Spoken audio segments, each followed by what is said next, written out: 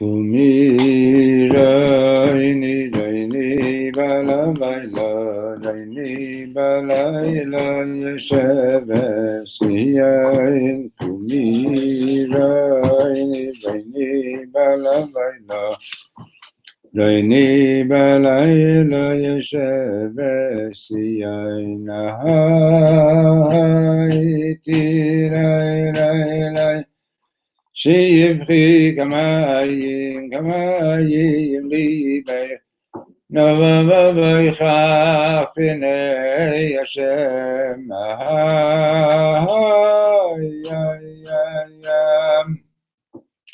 Shivri Kamayim Libe Nava Chafine Hashem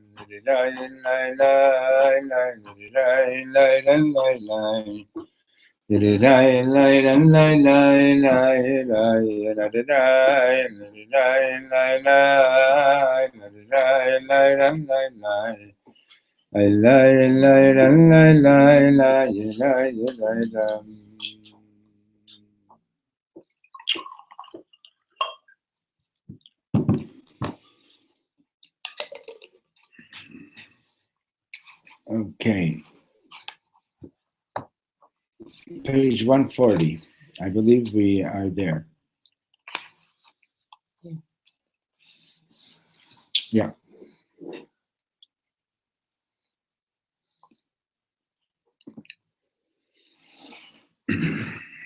So Reb Shlomo was saying that what is a home? The home is a place where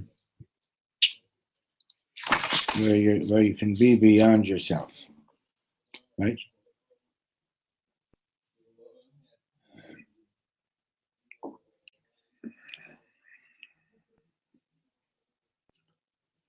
Let's start at the second paragraph on 140.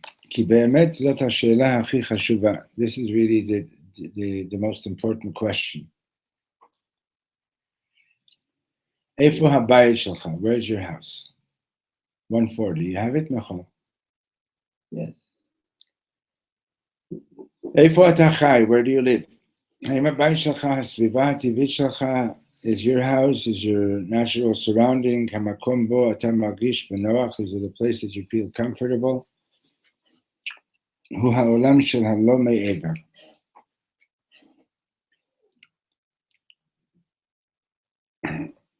Then it's, if it's just a place that you feel comfortable, then it's from the world of not beyond. Well, it's actually, so is it a place of not beyond, or is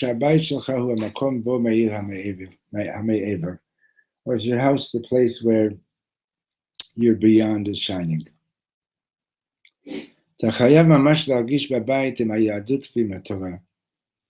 Mamish have to feel at home with your Yiddishkeit and with the Torah.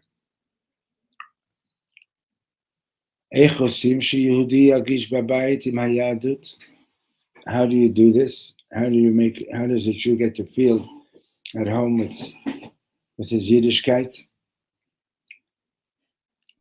The first thing is you have to give the person space. You have to make the person feel like you've been waiting for him. That you want him, that you need him. Let me tell you. The east side, New York, היה בית מדרש חסידי. There was a Chassidish shul, Hashinever Klois. והיה שם שמש שהיה כנראה אחד מל"ו צדיקים. There was this shamish there in the shul. I guess he was one of the 36 hidden tzadikim. בית המדרש הזה תמיד משך אליו אנשים צעירים. This base medrash always drew young people. פגשתי כמה פעמים שסיפרו לי, אנשים שסיפרו לי, a number of times I met people that said to me, אתה יודע למה אני יהודי? You know why I'm still a Jew? Bigdal ha'isha nifla hazeh, because of this amazing person, hashamash shel hashinavar klois, because of the shamash and the shinavar klois, who ityaches elenu kol kach yafeh, he would relate to us so beautifully. Who he'ela otanu la Torah, he would give us an aliyah. Utamid haya sameach itanu, he was always happy with us. Hayinu omdim liyad habima v'shavim, we would stand near the bima and sing with him. Right, and to make somebody feel at home. A few months after Reb Shlomo was nifter, I get a phone call from this woman. I never met her, at least not that I know of. I mean, And she tells me she was recently divorced. She had a girl that was going to the Beis Yaakov somewhere. I don't know if she lives in Sanhedria or whatever, somewhere around there. And so one morning she dropped off her kid to school and she was tired and she lay down to rest a little bit. And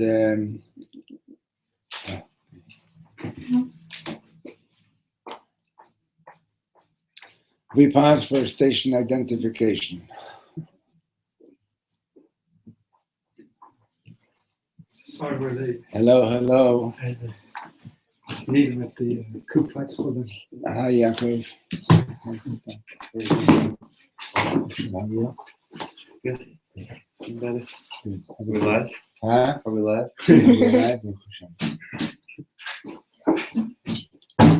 It's better for you to be late than you should be the late person.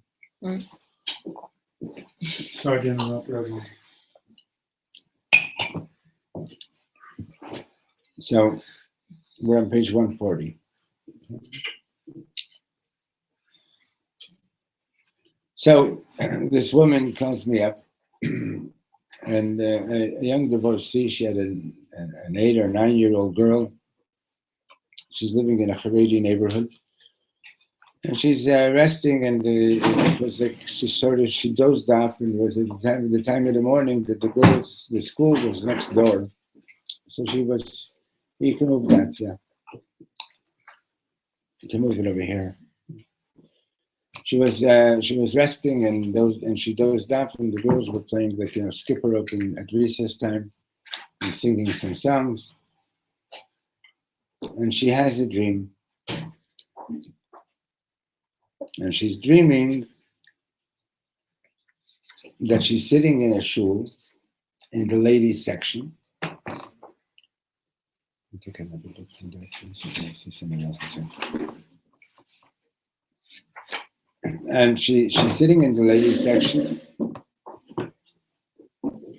Oh, welcome. And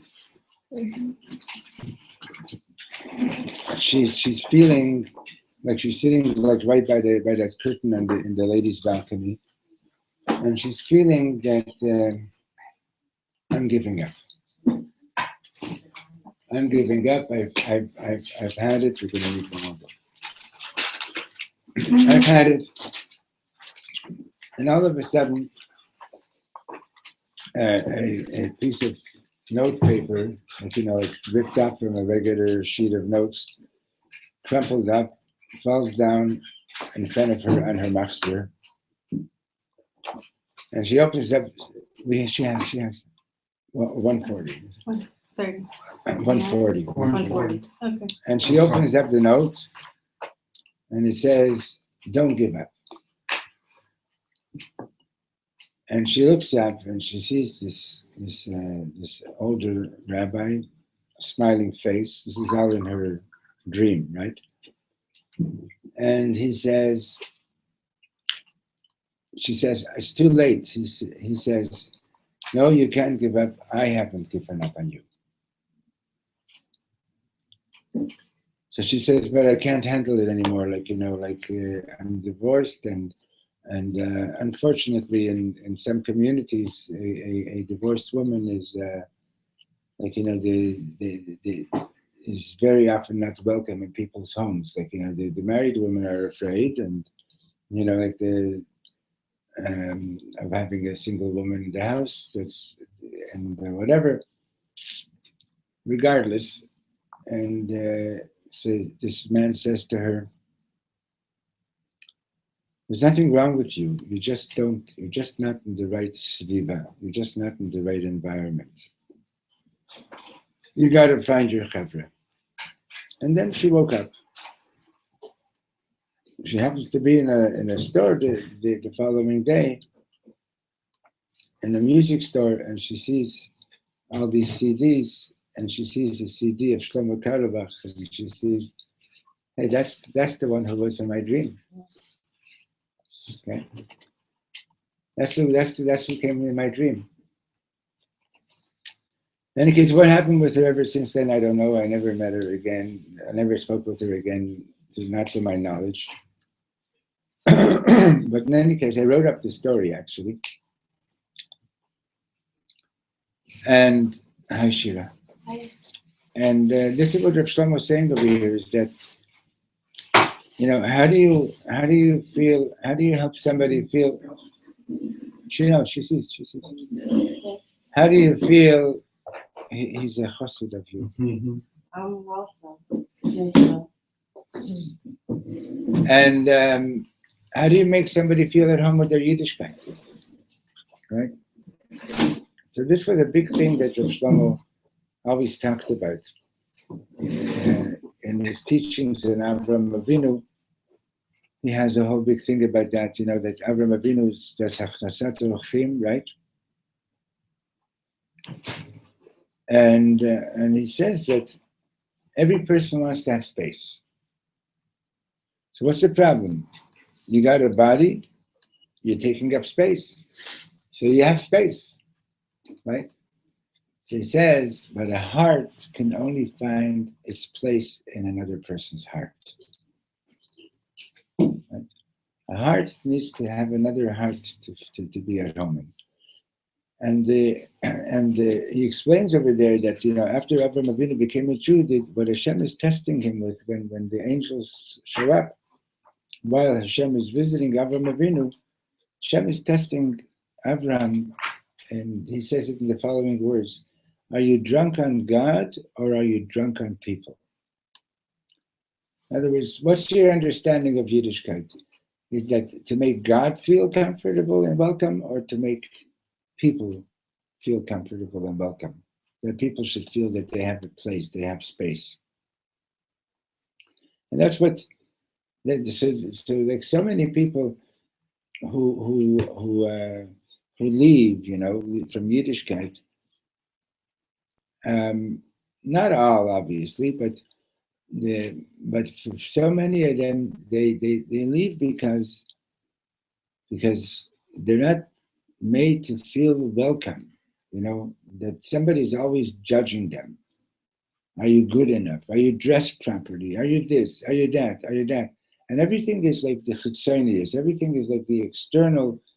Like, are you doing this? Are you doing that? And you feel like, what about me, the person? Nobody seems to be aware that I'm a person, right? He says, like, sometimes like somebody shows up and he says, how do you know that if you came home or not? So this guy shows up and he's been gone a long time and he comes back and he looks like a mess and so on. And if at the door they say to him, oh, wow, you're such a big mess, go get yourself cleaned up before you come in, then it's not his home. But if they open the door and they say, oh, we missed you, we're so happy to see you, then it's then you know that you've come home. Once Reb Shlomo said, you know Max? You don't know Max? You know Max? You know Max? Who's Max? You know Max? I was just at the store. You know Max? Yes. Max is the Yid who comes to shul once a year on Yom Kippur for 10 minutes. The middle of the Well, at some point, right? So he says, in this world, Max comes into shul and all the people look around and they say, "Oh, Max is here for his annual 10-minute visit." He says, but in heaven, all the angels go, "Shh, Max came home. Let's hear what he's got to say." Even if it's only for 10 minutes. You understand?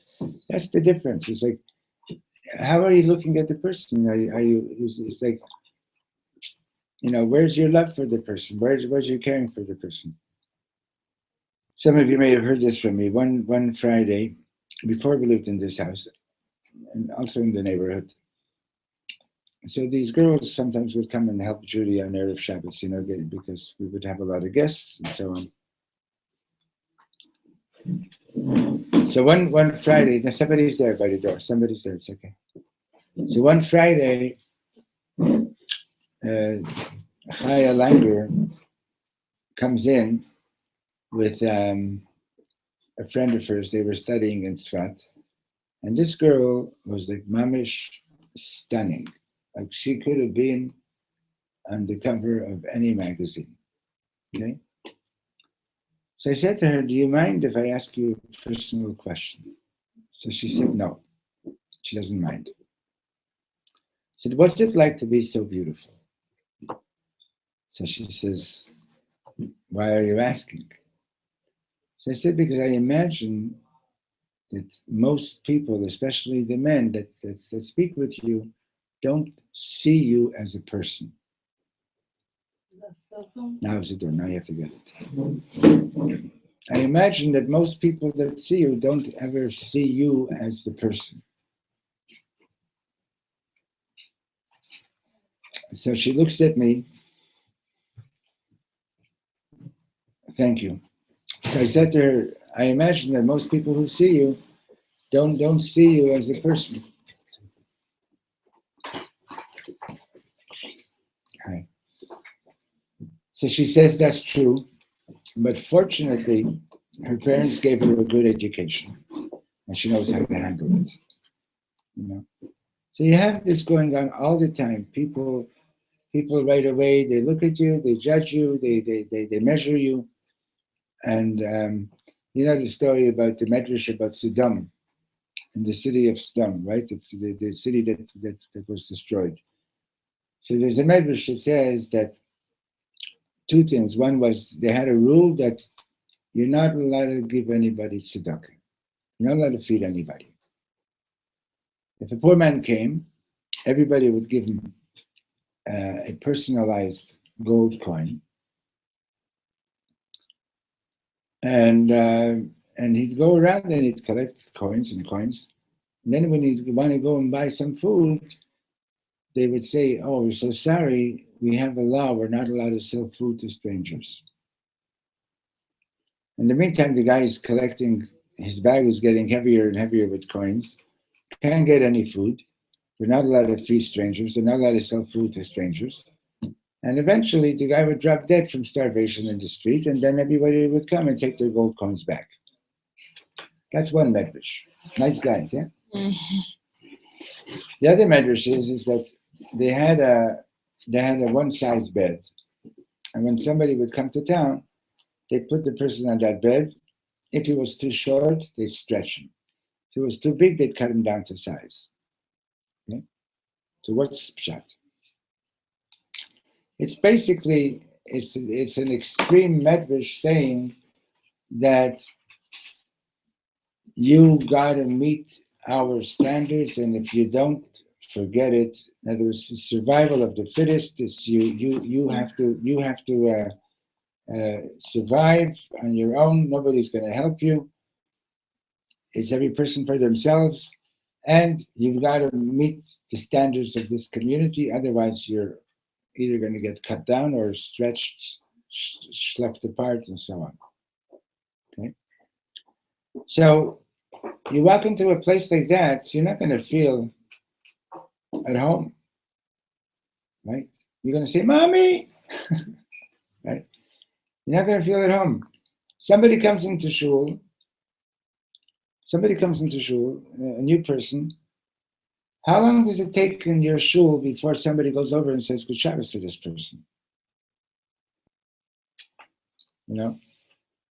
Here in one of the shuls in the neighborhood, when I used to still daven there, I went over to one of the Haredi residents who was sitting there, and I went over and I said, "Good Shabbos." And he says to me, "You have no idea how important what you just did is." So all I did is I said, "Good Shabbos to you." So he says, "Yeah, but because I'm not like like a nachlaot looking guy here type of thing, like I don't have my he's a Haredi person." He says, "People don't come over and say Good Shabbos in this shul because right away like, oh, this guy's different. He doesn't blend in, doesn't fit in, right?" And the same thing goes. I don't mean to speak any Lashon Hara, right? If you walk into a Haredi shul, they're not looking like everybody else. So now there are exceptions. For example, if you walk into Karlin, as soon as you step over the doorstep, there's just 5 people waiting to invite you for the Shabbos meal, and they fight over you, literally. Like they're waiting by the door. You walk into Breslov and Meir Sharon, there are people waiting by the door, just looking to see whom could they invite for Shabbos. Right? That's the way it's supposed to be. But unfortunately, human beings are human beings, whether it's in the Haredi community, whether it's in Tel Aviv, whether it's in Yerushalayim. We're supposed to know better, but the fact is that human beings, they all read that same book when they were kids. What was it called? The Ugly Duckling. Oh, you read it too? Anybody here not read it? Did you read it? Probably I had it read to me. Had it read to you? Right, Miriam, you read it? Yeah, you read it? Michal, you read it? No? This duckling is somehow or other got mixed into a group of swans or whatever. And the ugly duckling. Yeah. And that's how should we say, that's the animalistic side of human nature. You understand? Birds of a feather flock together, right? That yeah? Yaakov, move over here so I could see you without my neck is a little bit out. Great. So one of the most important things to know in Yiddishkeit is make space for another person. Say hello. They're not going to bite your finger off. It's not like you're in Romania. You have to count how many fingers you got back. Okay? So he says, Maze Bayit Amiti, what's a real house? Bayit Amiti, we're 5 lines from the bottom on 140. Bayit Amiti, Lo mechamem oti rak kishani nimtza bo. A real house doesn't warm me up only when I'm in it. Bayit Amiti mechamem oti gam kishani rachok mimeno. A real house warms me up even when I'm far away. אתם יכולים לתאר לכם איזה סוג בית היה בית המקדש? Can you imagine what kind of house the בית המקדש was? לאחר 2,000 שנה של גלויות, that after 2,000 years of exile, טלטולים ורדיפות, living like nomads, going from one place to another place, being chased out of one city in another country, being attacked by all these different people. עדיין חם לנו מאותה תקופה רחוקה. We're still warm from that distant period שהיינו בביתו של הקדוש ברוך הוא, from that time that we were in God's house. He's saying something very deep over here. He's saying that if you walk into shul, if somebody walks into your shul, for example, or somebody comes into your home, and you welcome them with warmth, it's not just that you're a nice person, that you're a nice guy. You have that still because that's how warm the Beit HaMikdash was. And there was still from the warmth of the Beit HaMikdash that you have it in your spiritual genes to be that way. Okay? So in Montreal, there was in one of the shtibels in the closet, the Mesifta. So there was a Yid. His name was Reb Nochem Fisher, and the shul was like, it was a nice sized shul, but it was like in an office building, or a factory building. And so let's say, like you would enter, let's say from over here, okay? The Oren Kodesh was all the way up there. So the entrance was from the back end of the shul, okay? And this Reb Nochem Fisher was a big Baal Tzedakah, and he was sort of like the president of the shul, so to speak, you know? And he always sat right at the back of the shul by the door. Usually, like, you know, the big machers, the knackers, they sit up what they call the Mizrach Wand. You know what the Mizrach Wand is? The Mizrach wall, right near the Oren Kodesh. This Reb Nochem always sat right by the door. Why? Because whenever somebody came in, somebody new, he wanted to be the one to make sure that, to give them a seat to sit down, so they should feel comfortable. So one day, I say to him, it wasn't the place that I normally daven, but I would sometimes go in there. So I say to him, Reb Nochem, you know, there was a big fight in the mikveh. And right away he's like, he's like very concerned. He says, well, what happened? I said, there was a big argument about which is the best seat in the shul. One person said, your seat is the best seat. And the other person said, no, it's the seat next to you that's the best seat. So he says, He wouldn't accept the compliment. Understand? Verstehst? Yeah. Okay, mihem chaverim amitiyim. Who are real friends? Okay, Yaakov, since you're here the second time, you can answer the question. Next question. Who are real friends? What's a real friend?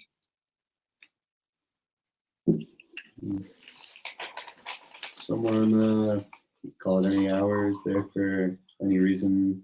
I mean, you don't need a reason to call them, they'll just be there. Good. What do you say? A real I friend? think people that have gone beyond of why is this relationship good for me, and I love this person anyway, and this person loves me, and we have that That's good. connection.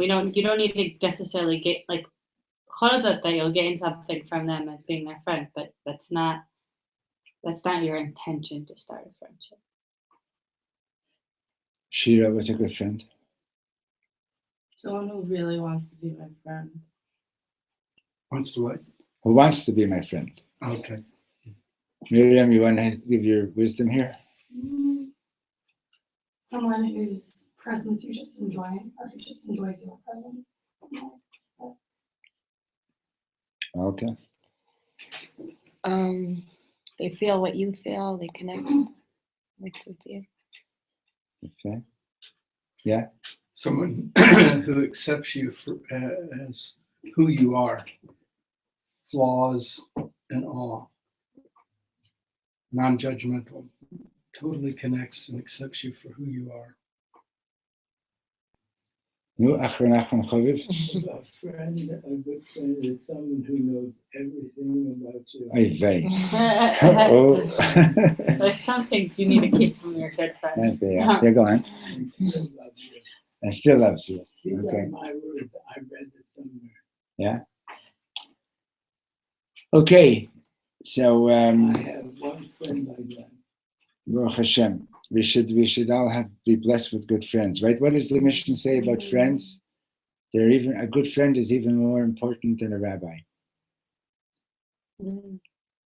It says, "Aseh lecha rav," get yourself a rabbi, right? Uknei lecha chaver, and buy yourself a friend. So the commentaries say, what do you mean buy yourself a friend? Yeah, what kind of friend is it if you have to buy them? We can know, here's my Harley, will you be my friend? I guess, yeah. For You got Harry, anything yeah, else, yeah. What do you gotta give me instead of that? Yeah. I'll give you a matching leather suit. Then we'll talk. So so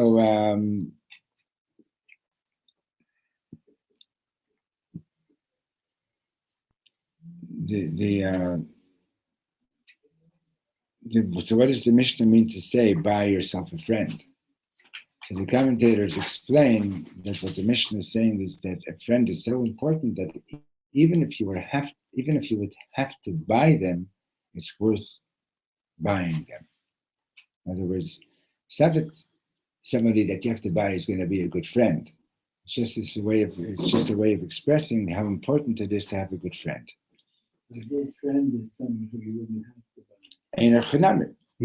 You wouldn't have to buy them. That's true. All the Mishnah is trying to say is that a rabbi, you got to decide, okay, you're my rabbi, right? But a friend, you have to go out of your way to find a good friend. It takes a while. We asked Reb Shlomo once, what are we going to do? When after the Lubavitcher Rebbe passes away, and after you're not going to be here, who's going to be our Rebbe? And he said that we're coming to a period of time when there aren't really going to be any Rebbes that are like mamish there for every Yid. There are Rebbes that have their flocks.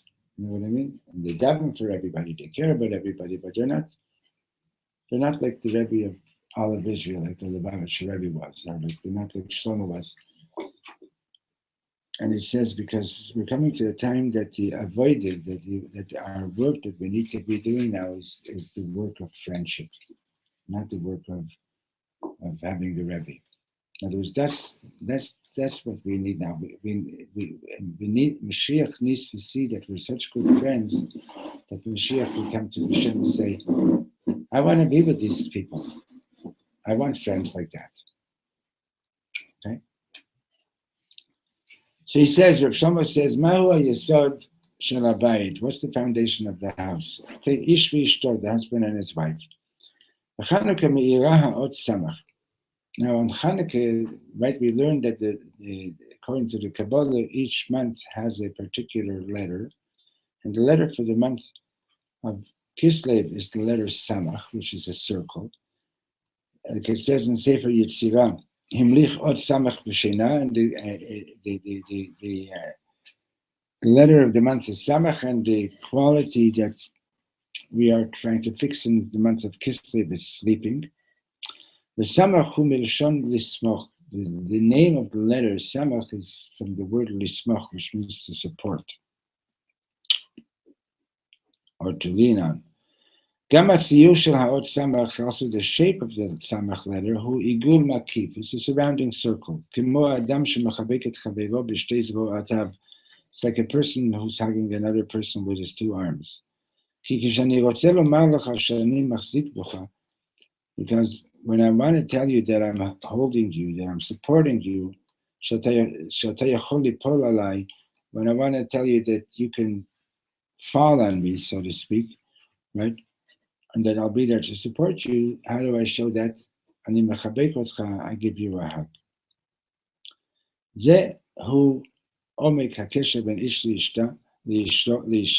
That's the depth of the relationship between husband and wife. They're telling each other, if you're going to, God forbid, fall, I'll hold you. I'll give you my strength. You'll always be able to fall on me. You'll always be able to fall on me. Reb Shlomo says that's one of the reasons that we use a ring for the marriage ceremony. Because the ring is the letters is like the letter Samach. It's like a symbol of embracing and hugging. So it says in Tehillim, we say it 3 times a day in Ashrei, Somech Hashem l'chol hanoflim. God supports all those who fall. ריבונו של עולם מחזיק באלה שנופלים שלא ייפלו עוד. God is holding those who are falling so that they shouldn't fall any further. הוא גם נותן להם koach lakum, and Hashem is always giving you koach to get back up. אני רוצה שתדעו גם הסוכה היא בבחינת samach. Also the sukkah that we sit in is also the aspect of samach. Samach היא האות הראשונה של המילה סוכה. Samach is the first letter of the word sukkah. So again, the whole idea of a sukkah is that you feel embraced in a sukkah. החג הכי קרוב לחנוכה, the holiday that's closest to Chanukah in the calendar, he Sukkot, right? We just finished Sukkot, and now we're going to be celebrating Chanukah. Hasukah hi bayit dirat arai. A sukkah is also a house, but it's a temporary house. Gam b'Chanukah, also on Chanukah hayikahu habayit. The main thing is that you need to have a house. Ne'ev ish ubeito, one candle for each person and his family. Page 142. B'Sukkot HaKadosh Baruch Hu mechaber kol Yehudi. 142. On Sukkot, Hashem is hugging every Jew. Kach omer HaZohar HaKadosh. This is what the Holy Zohar says. Smolo tachat l'roshi, his left hand is under my head. Ze Rosh Hashanah. That's alluding to Rosh Hashanah. Ribono shel olam noten lanu dechifa ktana milmata. God is sort of giving us a little push from behind. Kidei la'azor lanu litzchomen, to help us get up. Achar kach b'Sukkot, and then on Sukkot, the rest of the verse, v'yimino techapkeni, he embraces me with his right hand. Ribono shel olam mamash mechabek otanu. God is embracing us in the sukkah. That's one of the reasons that people love Sukkot so much, because when you come into a sukkah, you just feel the embrace. אתם יודעים, אני תמיד חושב שכשאני עושה משהו לא בסדר ואני נופל, you know, I always think that when I'm doing something that's not beseder and I'm falling, אני נופל באוויר ונעזב לנפשי, I feel like I'm falling in the air and I'm all left alone. אני חושב, I think, הקדוש ברוך הוא בטח כבר לא אוהב אותי, I think, oh, God for sure doesn't love me anymore. אבל בסוכות, פתאום אני מבין כמה הייתי תמיד אהוב אצלו יתברך. But on Sukkot we get a sense how much Hashem loved us all the time.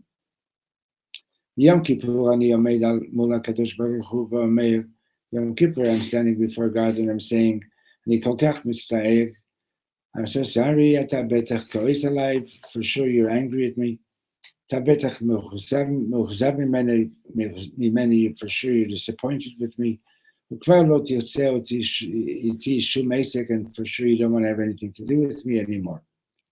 אבל אחרי יום כיפור, and after יום כיפור, כשאני יושב בסוכה, as I'm sitting in the sukkah, אני פתאום מבין שגם בזמן שנפלתי, I understand that even during the time that I was falling, ריבונו של עולם החזיק בי, God was holding me. שמח השם לכל הנופלים, Hashem is supporting all those who fall. הוא לא נתן לי ליפול לגמרי. He didn't let me fall completely. הוא גם עזר לי לקום על רגליי, and he also helped me to get back on my feet. We notice that the answer that he's giving so far about a good friend is different from what all of you said. Not totally, but yes, a good friend is somebody who accepts you. A good friend who is someone who appreciates you. All the things that you said. But how many good friends do you have that when you crash, once, twice, more than twice, that they're there for you? It's okay. Don't freak out. Okay. How many friends do you have that that when you're down, they're there to help you get up? That's like once I heard like somebody said to his son, "So, how many friends do you have?" He said, "Oh, I know. I have a lot of people." He said, "You know a lot of people. How many friends do you have?" He said, "I have a couple of good friends." So he says, "Well, let's see what a good friend is." Here's the way to check them out. You go knock on their door late at night, tell them you're in trouble, the police are after you. See if they let you in. He goes to all his friends. Everybody had an excuse. Okay. Comes home pretty disappointed. His father says, now go to my friend. Go tell him that you just killed somebody, that you need a safe place. See if he lets you in. Goes to his father's friend, opens the door. He says, I'm in trouble, they're after me. He says, come on right in. Okay. Now, the idea is not about, covering up for somebody doing a crime, God forbid. That's not what we're talking about. What we're talking about is, do you believe that this person is finished, done, gone because they made so many mistakes? Or do you believe that this person can still be a great person? Are you willing to give them the support to know, to have the confidence that despite everything that happened, they can really get back on their feet and really make it?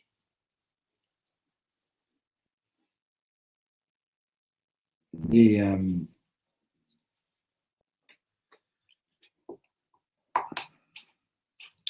Shlomo in the Netivot Shalom says, in the name of some Rebbe, if somebody, pardon the image, right? But you hear somebody in the room next door, in the next room screaming, no, don't hurt me. And then you hear boom, and you run in and you see a guy's on the floor and somebody's standing there with a smoking gun in his hand. If you think that guy cannot do tshuva, then you haven't even stepped across the doorstep of Yiddishkeit yet.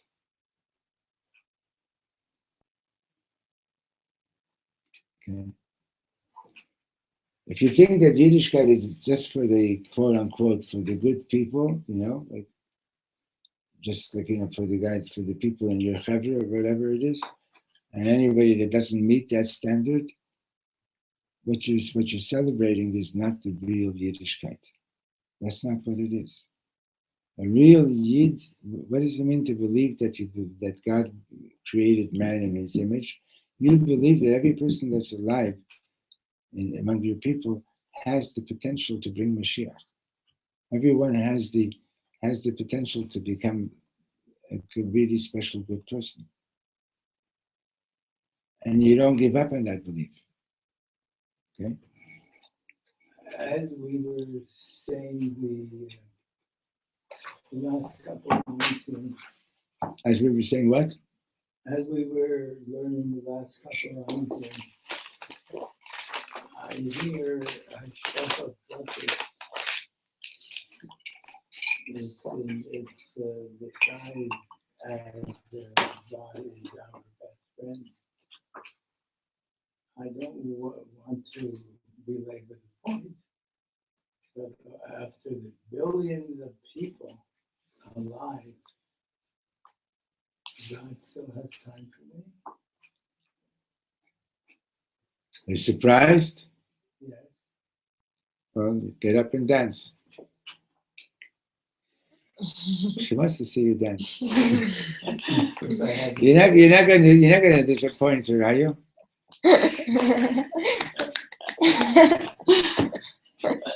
It could be that I'm not God and It could be. but I was younger, I thought I was God.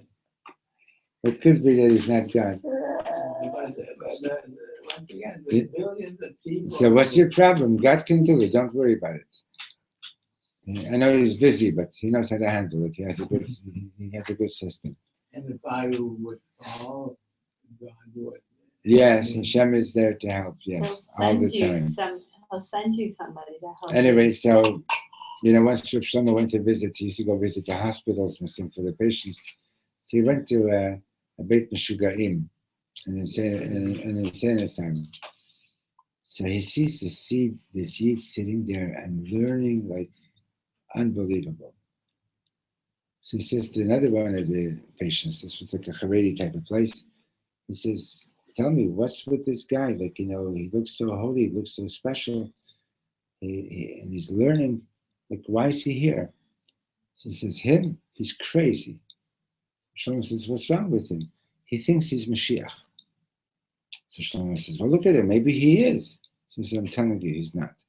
Well, how do you know? She says, because I'm God.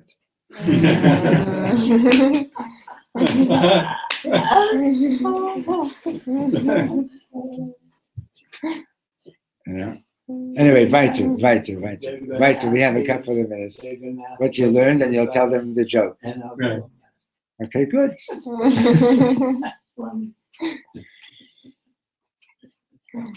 So he says, Mihu chaver tov be'emet. So who's a really good friend? Chaver tov hu mishu shekshata nofel hu omer lecha. A good friend is someone that when you fall, he says to you, Lo eten lecha lipol. I'm not going to let you fall. Chaver tov hu mishu she'ata yachol lipol alav. A good friend is someone that when you're falling, you can fall on them. זה כל כך עמוק, it's so deep. מה קורה לרוב האנשים כשהם נופלים, השם ישמור? What happens with most people when they're falling? God protect us. פתאום החברים שלהם נעלמים. All of a sudden, their friends disappear. כשאתה חזק, when you're strong, כשאתה במיטבך, when you're at your best, כולם אוהבים אותך. All your friends are there, they all love you. אבל כשאתה נופל, פתאום אין אף אחד בסביבה, לצערנו, when you fall, נבח, there isn't anybody around, right? אבל הקדוש ברוך הוא חבר טוב, but God is a good friend. הוא אומר, אתה יכול ליפול עליי, God says you can fall on me. אתה ממש יכול ליפול עליי, you can ממש fall on me. אני מחזיק בך, I'm ממש holding you. סומך השם לכל הנופלים. God supports all those who are falling. Another verse, if I fly up to the heavens, there you are, God. But and when I find myself down at the bottom of hell, Hineka, there you are. Hashem is there always, whether you're at your highest or at your lowest. You know why people hate each other? We're on the second line of 143. Because as much as painful as this is, because they're friends only when they're each doing everything correctly. Imagine two friends. The first one did something wrong. And the second one comes and he says, I can't continue being your friend. I saw you doing a transgression. I can't be your friend.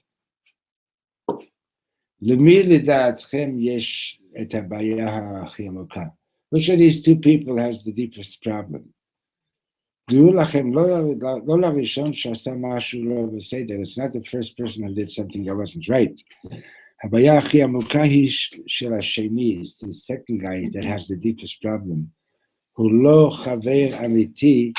He's not a real friend. A real friend is the friend that you can fall on.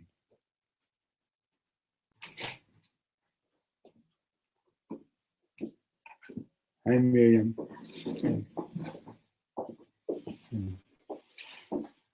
A real friend is someone you can fall on. Right? Sukkot